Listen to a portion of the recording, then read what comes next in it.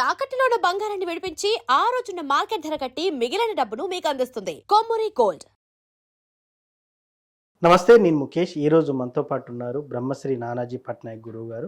నమస్కారం గురువు గారు. శ్రీమాత్రే నమః. సార్, ముఖ్యంగా 12 రాసులు ఉంటాయి. ఈ 12 రాసుల వారు కూడా ఈ లలిత సహస్రనామాల్లో ఒక్కొక్క రాశి వారి ఏ శ్లోకాన్ని జపిస్తే బాగుంటుంది? మొదటిగా మేషరాశి వారికి లలిత సహస్రనామంలో ఏ నామం చదివితే బాగుంటుంది? తప్పకుండా అండి. ఇక్కడ ఏంటంటే ఒక నామం స్మరించడం ద్వారా లేకపోతే ఒక దానాన్ని ఇవ్వడం ద్వారా మన కర్మలు అనేవి తగ్గడము, మంచి బెటర్ లైఫ్ అనేటువంటిది వస్తూ ఉంటుంది.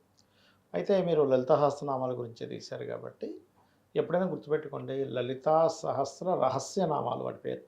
అంటే బయటికి చూడడానికి నామాల్లాగున్నా దాని అంతర్గతంగా అమోఘమైనటువంటి శక్తి పొందున్నాయి ఆ నామాలు. ఎందుకండి అంటే ఇప్పుడు మనకి ఒక్కొక్కరు రచించినవి ఒక్కొక్క ఎనర్జీ ఉంటుంది. ఎలా అంటే ఇప్పుడు నేను ఒక లెటర్ మీద సంతకం పెట్టి ఇచ్చాను.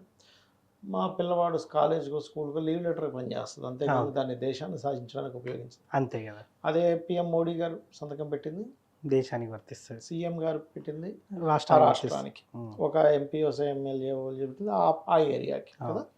అలా ఒక్కొక్క అంటే మనుషులు రచించినవి, ఋషులు రచించినవి, దివ్య మనుషులు రచించినవి, దేవతలు రచించినవి ఉంటాయి. అందులో హయ్యెస్ట్ ప్రియారిటీ దేవతలు రచించినటువంటిది. వసిన్యాది వాగ్దేవతలకు అమ్మవారిలో నుంచి 8 కిరణాలుగా బయటకు వచ్చి ఆ యొక్క వసిన్యాది వాగ్దేవత ఋషయ అంటారు, అందుకే లలిత సహస్రనామాన్ని. అందులో పర్టికులర్గా మేషం వారు అన్నీ చేయొచ్చు, చేయకూడదని ఏం లేదు.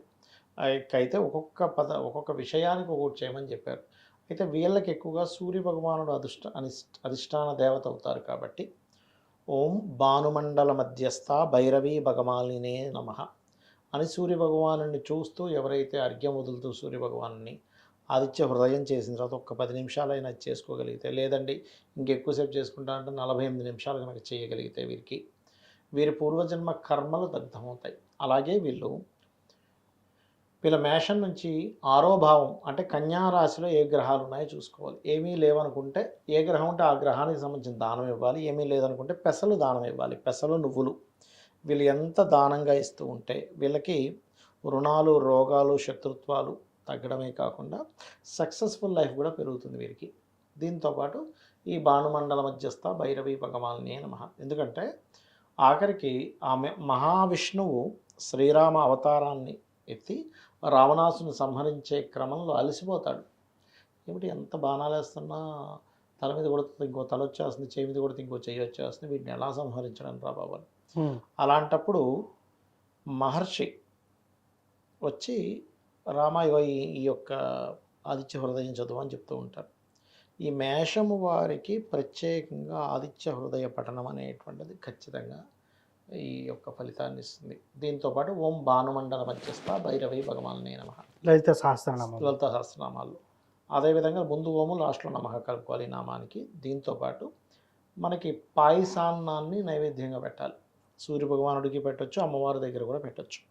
కుంకుమతో గనక అమ్మవారిని ఈ నామాన్ని స్మరిస్తూ కుంకుమతో గనక పూజ చేసినట్లయితే మరింత మంచి ఫలితాలు వస్తాయి. ఎస్, ముఖ్యంగా రోజు చదవాలా, రోజు చదివి రోజు నైవేద్యం పెట్టాలా, ఏమంటారు మీరు? ఒకటండి, ఇక్కడ సింపుల్ ఎగ్జాంపుల్ చెప్తా చూడండి. రోజు చదవాలా, రోజు చదవకూడదా, రోజు చదివితే ఏంటి, చదవకపోతే ఏంటి అనే కంటే కూడా చిన్న ఎగ్జాంపుల్ అండి. మీరు రోజు ఎక్సర్సైజ్ చేస్తున్నారు, లేకపోతే యోగా చేస్తున్నారు, ఎవరికి బెనిఫిట్? మనకే బెనిఫిట్, చేసుకున్న వారికి బెనిఫిట్. మనకి అంటే మీరు చేయడం వల్ల మీ పక్కింటోడుకో లేకపోతే మీరు చేస్తున్న జిమ్కో ఏ బెనిఫిట్ ఉండదు కదా. మీరు వెళ్తున్న దీనికో ఆయనకి ఏదో ఆ జిమ్కి ఆ ట్రైనింగ్ ఇస్తున్న పర్సన్కి ఏదో ట్రైనింగ్కి వెళ్తుందేమో, కానీ చేస్తున్న వ్యక్తికి ఎక్కువ బెనిఫిట్ కదా, మెయిన్గా ఆరోగ్యంగా ఉంటాడు కదా. అలాగే మనం పూజాది కార్యక్రమాలు కూడా మనకి శాస్త్రంలో ఏముందంటే, ఇప్పుడు చాలామంది చూడండి, ఒకానొక రోజు ఏదో కష్టం వచ్చినప్పుడు దేవుని తలుచుకుంటారు. ఒక్కొక్కసారి వాళ్ళకి పూర్వజన్మ కర్మ బాగుంటే ఆ పని అయిపోతుంది తలుచుకున్నందుకు. లేకపోతే ఏంటోనండి దేవుడికి మొక్కుకున్నా అవ్వలేదంటారు, పని అనుకున్నా కాలేదంటారు. కారణం ఏంటంటే అమ్మవారే చెప్పింది, రోజు నిత్యము నన్ను స్మరించే వాడికి నీ కష్టకాలంలో నువ్వు స్మరించినప్పుడు వెంటనే వచ్చి నేను ఆదుకుంటా. ఇప్పుడు చిన్న ఎగ్జాంపుల్, మీ ఇంటి పక్కనే ఎమ్మెల్యే గారు ఉన్నారు, రోజు ఫ్రెండ్షిప్ చేసుకుని రోజు మాట్లాడుకుంటున్నారు. అవును, ఏదో కష్టం వచ్చింది మీకు, మీరు ధర్మబద్ధంగా ఉన్న ఏదో అయింది, ఆయన చెప్తే ఆయన ఏదైనా మీకు హెల్ప్ చేయగలుగుతారు. అసలు మీరు జీవితంలో ఎప్పుడు పలకరించలేదు, పక్కపై సడన్గా పోయి నాకు ఇది వచ్చింది అంటే ఛాన్సెస్ అక్కడ కూడా చేయొచ్చు, కానీ మీకు పరిచయం ఉన్నప్పుడు చేసే ఇది వేరే ఉంటుంది, అవునా కదా? అలా అనమాట. కాబట్టి ఈ లలితా సహస్రనామాల విషయంలో కొన్ని ఉన్నాయి. ఏంటంటే నిత్యము చేసేవాళ్ళు కొన్ని అడుగుతూ ఉంటారు, ఏమంటే నేను నాన్ వెజిటేరియన్ తినొచ్చా తినకూడదా ఇట్లాంటివన్నీ కూడా. మీరు ఒక జంతువుని హింసించడం ఎందుకు అనే భావనతో తినకుండా ఉంటే వేరే, కానీ ఎక్కడైనా సరే ఏ దేవత సంబంధమైనా కానీ మీరు వెజిటేరియన్ నాన్ వెజిటేరియన్ అనేది చూడండి ఎప్పుడు భగవంతుడు. మీరు సాటి మనిషి పట్ల ఎలా ఉంటున్నారు, వాడిని మోసం చేయడము, వాడికి ఏదో మాయమాటలు చెప్పడము, లేకపోతే వాడి ముందుని బాగా మాట్లాడి పక్కకు పోయి వాడి గురించి చెడుగా మాట్లాడడం చేస్తే అది మాత్రం దేవుడు మెచ్చడు. ఇది ప్రధానంగా గుర్తుపెట్టుకోవాలి. అదేవిధంగా కొంతమంది విగ్రహం పెట్టుకోవాలా లేకపోతే పటం పెట్టుకోవాలని అడుగుతూ ఉంటారు. పటమైనా పెట్టుకోవచ్చు, విగ్రహమైనా పెట్టుకోవచ్చు. విగ్రహం కనుక పెట్టుకునేటట్టయితే అంగుష్టమాన్యం అంటే ఒక బొటన వేలంత మాత్రమే ఉండాలి. బొటన వేలు కంటే పెద్దది విగ్రహం కనుక ఇంట్లో ఉన్నట్లయితే నిత్య నైవేద్యము చేయాలి అంటూ ఉంటారు. అంటే మీరు వండినటువంటి అన్నాన్ని నైవేద్యంగా పెట్టి అమ్మవారు చూపించి నివేదన చేసి తీసుకోవడము, లేదా కొబ్బరికాయ కనీసం కొట్టాలి ఇంట్లో, లేదంటే ఏదైనా ఫలమైనా సరే పెడితే చాలా మంచిది అని చెప్పి శాస్త్రవచనం.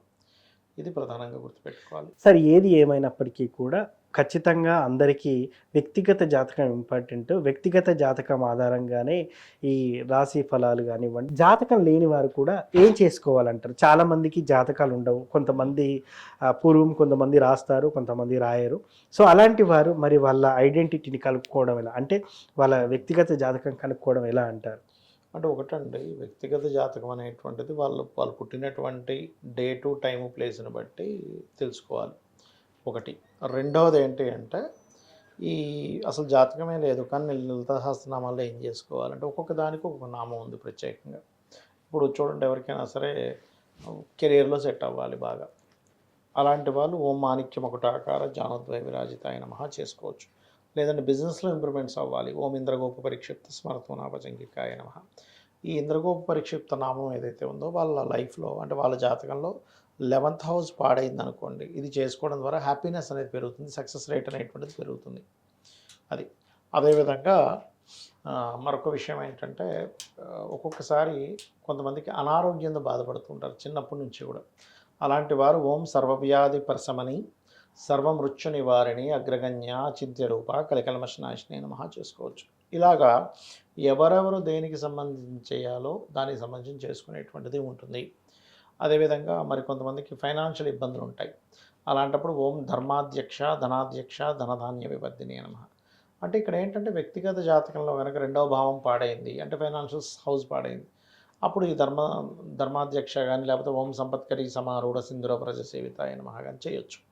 ఇలా ఏంటంటే ఒకటి ఇక్కడ చాలామంది ఇప్పుడు మీరు అడిగినట్టు కొంతమంది ఎట్లా అడుగుతారంటే, ఏమంటే నేను ఎప్పుడు పూజలు చేయను కానీ ఇప్పుడు నాకు కష్టం వచ్చింది కాబట్టి దేవతను వెళ్ళి అడిగితే నేను స్వార్థం కోసం అడిగినట్టు ఉంటుందేమో అనుకునే వాళ్ళు చాలామంది ఉన్నారు. ఎస్, అవును. నేనేమంటానంటే ఒక తల్లికి బిడ్డలు ఉన్నారు, 4 బిడ్డలు ఉన్నారు. ఒక వాడు తల్లితో పెద్దగా కనెక్టివిటీలో లేడు, మిగతా 3 బాగానే ఉంటారు. కానీ వీడికి ఆకలేసింది, ఎవరిని అడగాలి? తల్లినే అడగాలి. తల్లి ఏమైనా నువ్వు సరిగ్గా కమ్యూనికేషన్స్లో లేవు కదా నీకు పెట్టను అంటుందా? అన్నది కదా, అన్నది కదా.